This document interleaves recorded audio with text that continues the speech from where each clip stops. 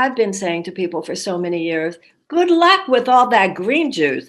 Good luck with all that gluten-free. They're poisoning the air you're breathing. They're poisoning the water that you're drinking. They're poisoning the food you're eating unless you have enough money that every single thing you eat is from some kind of top-notch, organic, purified of all artificial flavors, etc., store or product. And so today we are realizing, and I think this is happening, that we are realizing that you cannot separate the me from the we. You can't protect the me for very long if you're not addressing the we. That at a certain point, no matter what the public issue is, it will get to your private door. There are so many ways, and I think that this has been true, to be honest, within the health and wellness community. Sort of siloed ourselves over here. It's been more convenient. We didn't want to have to do with all this toxic stuff out there and politics and so forth. But we now realize that pandemic is a perfect example.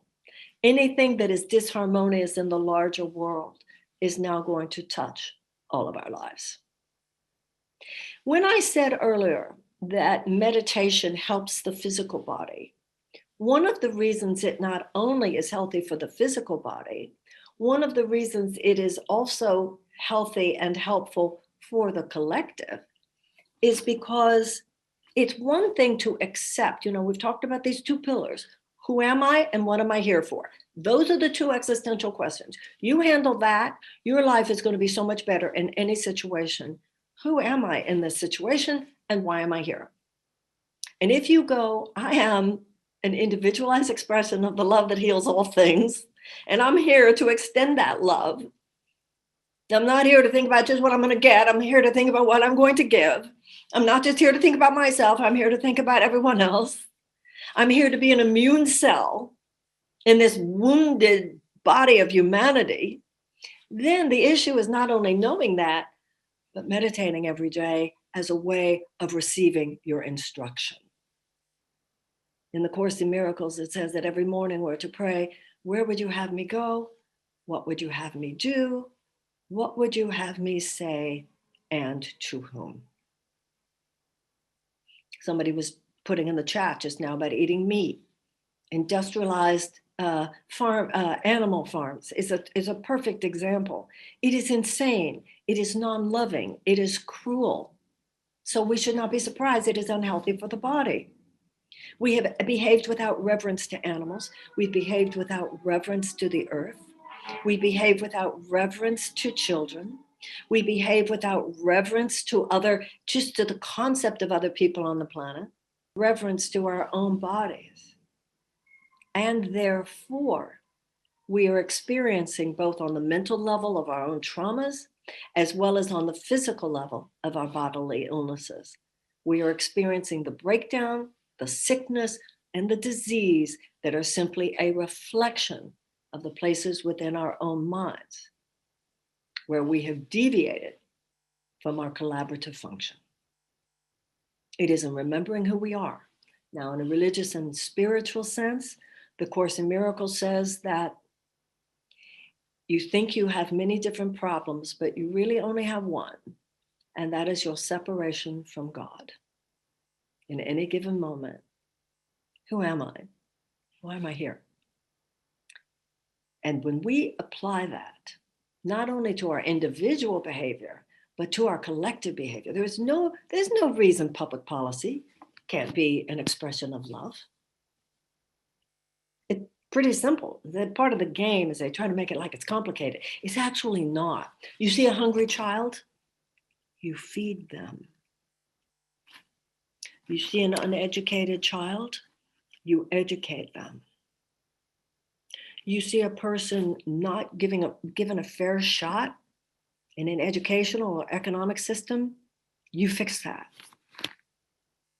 You treat people with justice and you treat people with mercy, and you act humbly before some higher power. That is as relevant to our collective behavior, which is all the political policy is, as to our individual selves. And we don't deny it when it comes to our individual lives, and we should stop denying it when it comes to our collective lives. And all of the people who say, oh, you can't act that way because your economy wouldn't be healthy, as though it's healthy now. Because all that that does is to protect a system where 1% of people are living pretty well. And all of us know if you're in that club, boy, life's good. Not enough people can get into the club right now. And that's not just dangerous, it is sick and it is unsustainable. It's as though all the blood in the body was in one arm. Blood has to circulate, and so does money, and so does opportunity. And when blood circulates, and when there's intelligence of the brain and intelligence of the heart working together, guess what? You have a healthier body.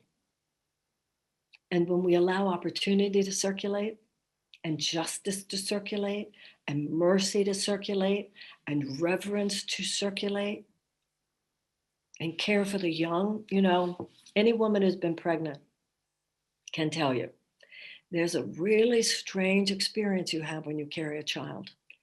It is so clear that nature favors the baby. And if your bladder has to get pushed over, your bladder's going to get pushed over. You can feel it viscerally that that nature is supporting that new life. And when we are aligned with natural thinking in the society, we look at children the same way. When there's nothing sicker than withholding opportunities from your young. Look at any species. And it's worth noting that in every species, one of the characteristics of any mammalian species that thrives and survives is the fierce behavior on the part of the adult female when she senses a threat to her cubs.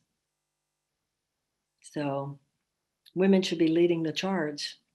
Get those chemicals out of the food, get those pesticides out of there, regenerative agriculture, everything else that's needed to get the carbon emissions out of the air, all of the things that at this point we all know. Now, the issue is, will the immune system set in? The body can take a large amount of assault and injury and sickness if the immune system is healthy. And a civilization can take a lot of assault and injury too if the immune system is healthy. One of the reasons we have so many problems in our society is because we've not been healthy immune systems. You and I, the individual cells, the individual citizens, have not kept our eyes on the ball. We have been distracted from the issues of we because we've been trained to be malignant in that sense. It's all about me. It's all about me. Well, it's not just all about you in the body or in the civilization. But we're awakened. There's an awakening now. And I think the immune system is being activated, but it's an all hands on deck, all systems breakdown, all systems solution type of moment. So I'm grateful to have this opportunity to speak into this listening, knowing that there's so much information here. That's the thing that's so profound today. Each and every one of us has a passion for a place where we could serve, where we could help enliven and awaken.